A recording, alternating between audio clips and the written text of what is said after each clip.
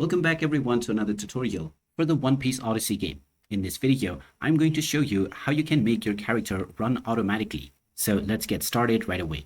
Now, while you are playing this game, by default, your character will move at a slower speed unless you hold the dash button. But if you wish your character to always run, then to set this option, just pause the game by pressing the start button and then navigate into settings at the top. Now make sure that you are within game settings, and if you scroll underneath, you will find the auto dash option. By default, this is set to off, so you can set this to on and then go back to save your changes.